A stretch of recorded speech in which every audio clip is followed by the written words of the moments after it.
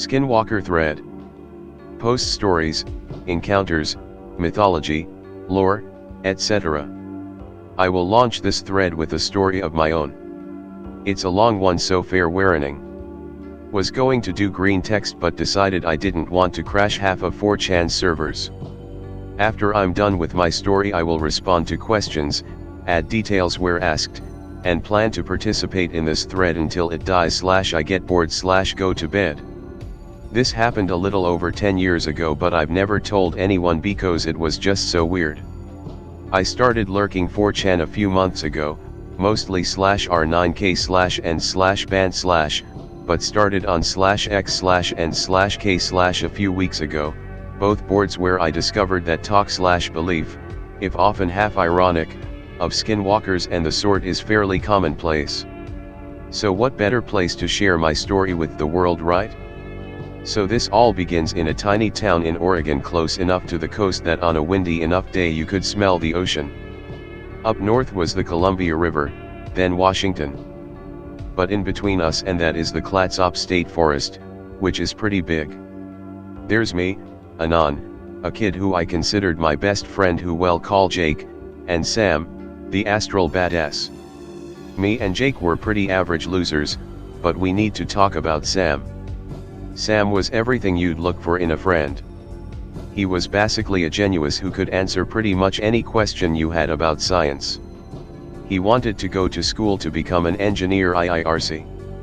He was also the type of guy you would go to for advice about relationships and day-to-day problems, and he always seemed to give good advice. But on top of all that, he wasn't an asshole about any of it. If you asked him anything about astronomy or whatever, he would always answer in a way that didn't make you feel like a retard, and even if it did and you told him as much, he would look you right in the eye and say very seriously that you were much smarter than you thought you were. At this point Sam was 21 to 22, Jake was 16 to 17 and I was 17 or 18. Sam always had a sort of libertarian view, so when Jake and I wanted beer or smokes, Sam would buy them for us, but never enough for us to go too crazy. For example, if we wanted to go camping, which was all the time, and wanted booze of smokes, which was all the time, Sam would only buy 1 pack of smokes for all 3 of us, or a couple 6-packs and give Jake and I 2 or 3 and keep the rest for himself, though he was never a heavy smoker or drinker. He told me that he didn't like to lose too much control of himself, like what would happen if you got super drunk. Anyways, one day I'm working at my job at the local scrapyard after school when someone brings in a rusty old dirt bike for us to take apart. As I'm helping scrap it, the guy tells me you don't need a license for dirt bikes if you're just driving off-road in the mountains, which sounds pretty fucking sweet to me, especially since I don't have a car, and neither does Jake. Later I get home and call Jake. This was a time before cell phones were anywhere near as common as they are now, though they did exist, mostly as flip phones, and we both decide we want dirt bikes to fuck around in a woods with. I keep an eye out on the classifieds for a while until I find one that's in okay condition and am able to talk the guy selling it down enough to where I can actually buy it. Jake had just a few days before convinced his dad to sell him his that hadn't seen the light of day for years, if not decades.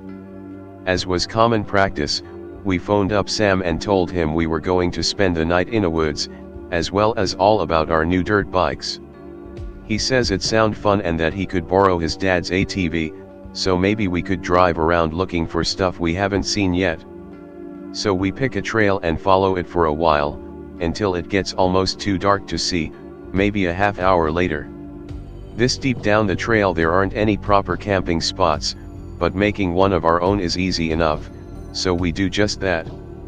It's a pretty nice summer night, late June early July, I think, so we leave our tents, tarps we would just drape over any given tree branch and weigh down with rocks, in their bags and decide to sleep under the stars. But it's deep as fuck in the forest, we're 3 kids, and we have beer, even if it's not enough to get shit-faced, so we know automatically that sleep will come much, much later. Sam is sitting on a log roasting as many Vienna sausages as he can fit on a stick, and Jake and I are bitching about school. Fairly standard affair.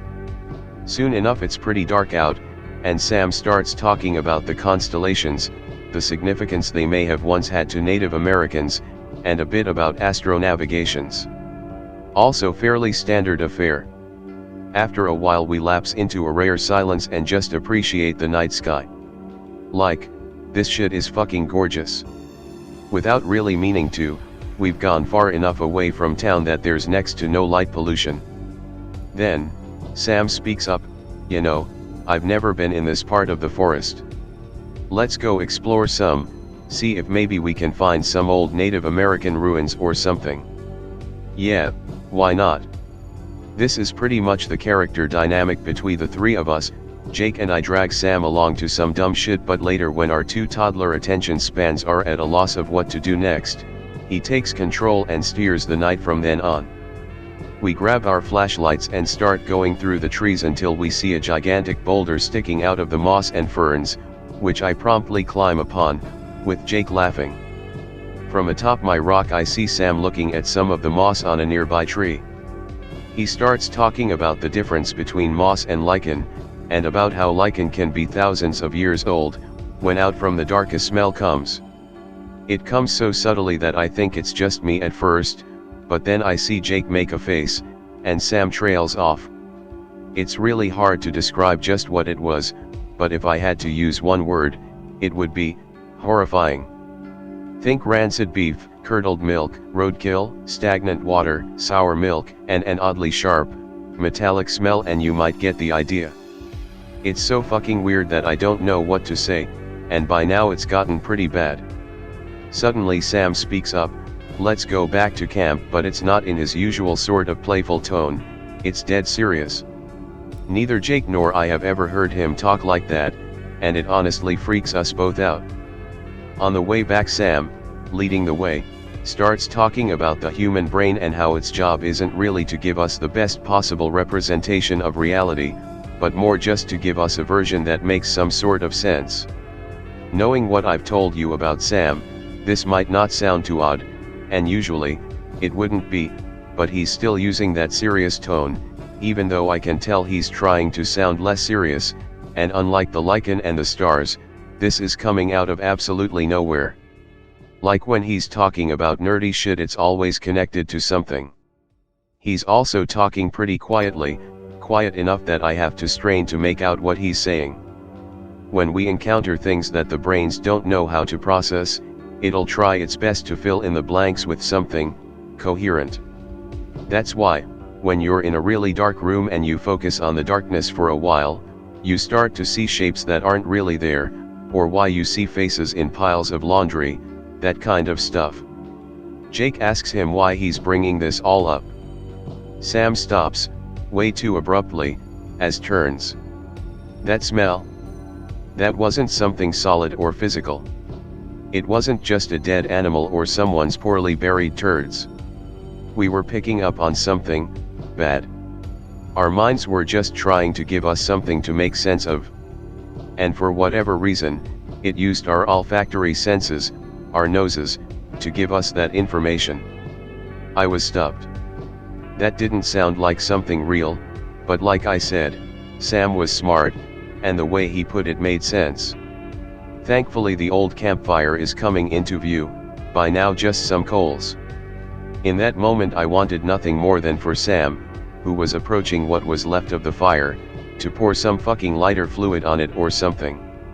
I look to my left and see Jake looking at the forest behind us and sweeping his light left and right. I look back to Sam in time to see him pull some revolver out of his belt that I didn't know he had. For my /K/Amandos it looked like a Colt detective or something, with kind of a shorter barrel. Sam starts fiddling with the cylinder and I think he's just checking to see if it's loaded at first, but watch as he pulls the rounds out, one by one, and dips the tip in the ashes. I want to ask him what the fuck he's doing, but by now I don't want to disturb him. It's hard to explain why I was so freaked out, but Sam was always a relaxed and confident guy, even if a bit awkward, and he was never scared of anything. Anything that would have worried most of us, Sam could explain, pick apart, analyze, so that it made sense, and we definitely wasn't worried about someone finding out he was buying beers and smokes for us. But here he was, the most serious I'd ever seen him, in tone, in movement, in everything, dipping fucking bullets into ashes. It made no sense, and with every passing moment, everything felt less and less concrete, and more surreal. Jake nudged me out of nowhere and I jumped. He apologizes and says, "You smell that shit." Holy fucking shit. PNG. The smell is fucking back. I want to fucking throw up but don't to bow over and make myself vulnerable. I turn to look at Sam and see his face in what's left of the campfire. It's almost scarier than the smell. After he's done, Sam slowly, methodologically, places the rounds back into their cylinder, one by one. Then, he pulls a hip flask out of his back pocket and dumps what must have been some pretty serious vodka or something onto the fire. With a huge whoosh it explodes back to life. That's when I see it. My mouth goes dry, my stomach drops, I lose seemingly all my strength as I see, not 20 feet into the woods, to Sam's left, this figure. It's the general shape of a person, but something just wasn't right. It was taller than it should have been, with a longer face, hands, fingers, etc. than it should have had. Its eye sockets were huge, deep, and dark, and its actual eyes were just as big, wet, with tiny, pinpoint pupils of a color I can't even describe. What was most fucked up about it though was that even in the light of a newly revived campfire, it still seemed shrouded in darkness. It's wearing clothes, but they're worn, tattered, and dirty. I didn't see much else because in that moment, I saw the barrel of Sam's revolver fade into my peripheral vision, and in an instant the world became bright light and high-pitched ringing. After Sam takes his first shot I'm pretty disoriented, and don't see if he hit it, but I'm guessing that he did because I hear the shriek, like sick, mutated animal that's being put through a wood chipper, then the telltale sounds of something rushing through the ferns. Just as I'm regaining my senses, my ears are again raped by another shot, then another. A bit later, the ringing in my ears fades away and I can see. Jake is sitting down in a fetal position, crying softly, rocking back and forth, and Sam has the most intense fucking look I've ever seen on anyone, until then or since, like a father trying to protect his kids. I feel a warmth in my pants and look down to see that I pissed my pants. No one says anything. We just sit in the dark, surrounded on all sides by this hostile shadow. I want nothing more than to get the fuck out of there, but also don't want to move. We don't sleep that night, and when the day breaks, we all wordlessly pack up. Even in the light of the sun, I don't want to start my bike, because I feel like it would be too loud. No one said anything on the way back, we just went. After that we stopped hanging out. Not because we didn't like each other anymore or anything like that, but whenever we saw each other we just remembered that night. Jake was no longer that cool kid that was fun to be around and that made dumb jokes. Whenever I saw his face I remember seeing it twisted, wet with snot and tears, and Sam wasn't that laid back, smart guy he used to be. Whenever I saw him I just remembered that look he was giving, that thing, this intensity that made him seem so much more dangerous. And of course, I'm sure I wasn't who I used to be anymore either, and was now the idiot who stood around and did nothing and pissed his pants. Naturally this event had my curious, and a few internet searches later I came across a website dedicated to cryptids that doesn't exist anymore, where I learned that what we had encountered was almost definitely a skinwalker of some kind. I still talk with Sam on the phone, sometimes, it's easier that way, and every time I do I want to ask him about that night, but never have the courage to. I think we're okay now, but I just can't camp anymore.